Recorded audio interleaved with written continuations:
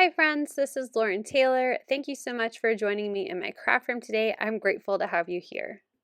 I'm very excited to share that I am now a part of the Oh So Inspired collaboration team with Call Me Crafty Al. This month, we're featuring this beautiful card from Fiona from Oakfield Crafts, and it's filled with hexagons and fishtails, and I'm going to lean pretty hard into that hexagon design to create my card. I've already die cut some of the nested hexagon. This is the second smallest in the collection from scrapbook.com to cut out a bunch of white pieces of alcohol marker friendly cardstock. I'm going to be using the adorable Under the Sea stamp set from Clearly Besotted, and I have some cardstock ready to go, as well as these Everyday Sentiment banners from Fawn. I have a piece of Moonstone cardstock also from Fawn, and a piece of the blue pattern paper from the All the Dots Petite paper pad, but let's get into stamping. As I am a part of a YouTube hop today, I'm not going to show my coloring for all of the images, just a little peek into how I colored the blue background for the different images. You'll see that when I get there in just a bit. But if you have any questions about my coloring, just drop them in a comment down below and I'll do my best to answer your question. I'm using my Misty and one of my scrapbook.com Clearly Amazing mats to secure my white cardstock. Again, this is alcohol marker friendly white cardstock to the inside of my Misty so I can stamp all of these adorable images with a black alcohol marker friendly ink. I'm using the Onyx black ink pad from the Sassy Club.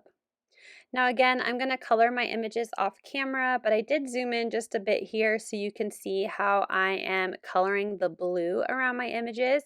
I'm starting with my darkest color and I outlined around my stamped image, and then I brought in a second color to extend that out, a third color to bring out even more, and then finally my lightest blue, I'm completely covering in or coloring in the rest of my hexagon shape, doing my best to really blend that blue out.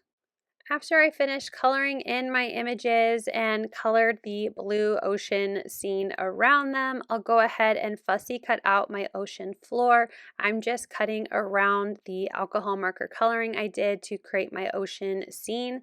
And then I'll also grab the alcohol markers that I used to color in the sand and the ocean to just cover up any of the white cardstock I had left over because I didn't color all the way to where I cut. Once that's done, I'll start assembling my card together. So I did trim down the polka dotted background. Oh, also side note, I think I bumped my camera with my head, so I apologize that I'm a little sideways right now. I didn't realize it until I was done filming, so apologies for that. But I trimmed down my polka dotted paper background to 3 3/4 by 5 inches, which was the same width as my ocean floor. So I went ahead and glued that down to the bottom of my blue polka dotted background. My blue cardstock, I trimmed that down to be 4 by 5 1/4, so it will create a blue border behind my scene. And then I will attach this card front to an A2 card base out of white cardstock. For all my hexagons, I wanted to pop them up onto this polka dotted background, but I wanted to make sure I had my layout figured out of all my hexagons before I just started gluing them down. I didn't want them to look crooked or just look a little wonky. So I'm going to build my scene with adding in my hexagons, just laying them onto my polka dotted paper in a pattern that I liked. And then I will start attaching all these hexagons on with foam adhesive.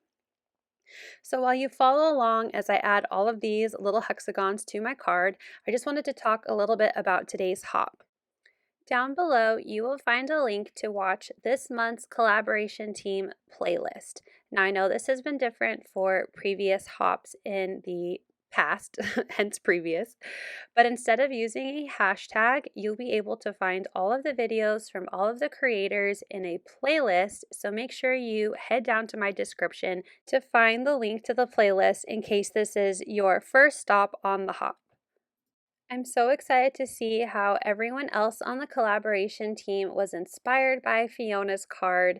I think there will be a lot of fun hexagons, but we could also be inspired by the color, the theme. So I'm really excited to see everyone's different take and creative style for today's hop. So jumping back into the card, I finished adding in my hexagons and I trimmed off anything that went past my polka dotted background. So now it's time to work on the sentiment.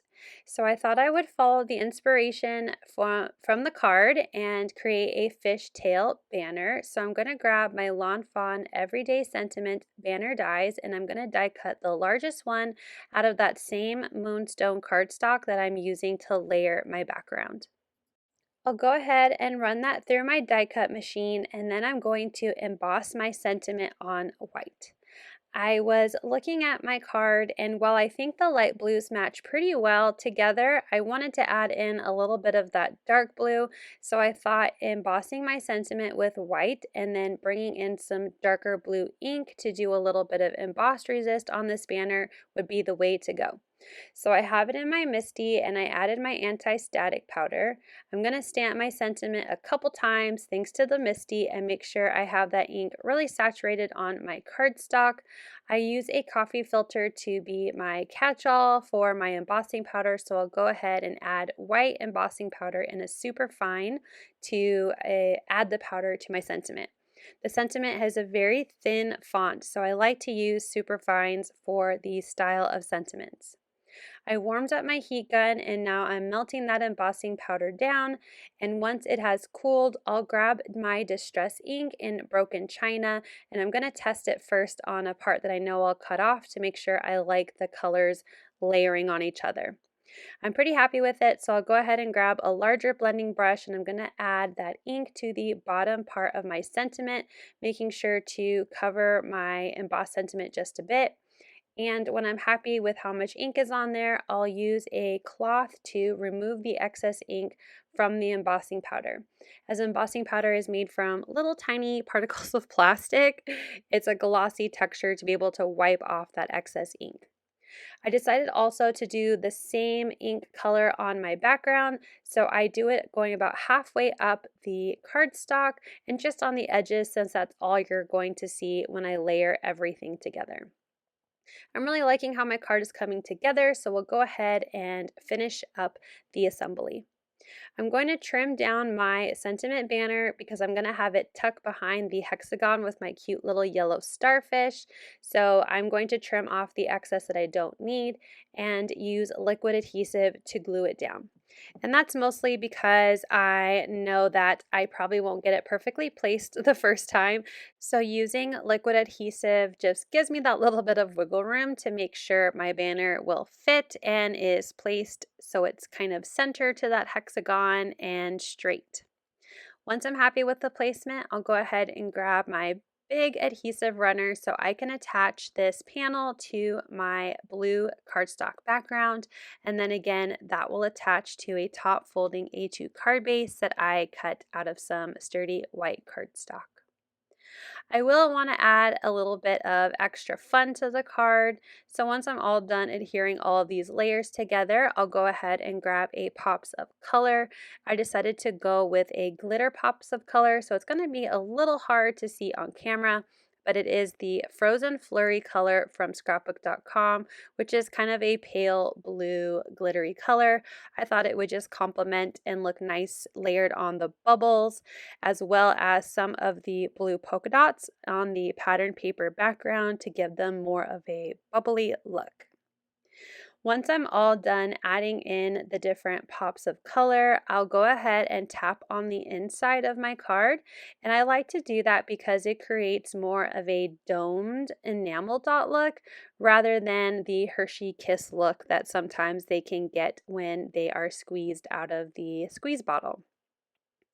Here is a final look at my card. I hope you are inspired by today's project just like I was, and that you have lots of fun hopping along and seeing all of the different creators.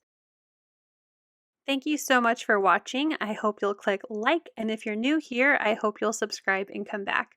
As always, you can find everything I use down below in the description box. Thank you and have a wonderful day. Bye!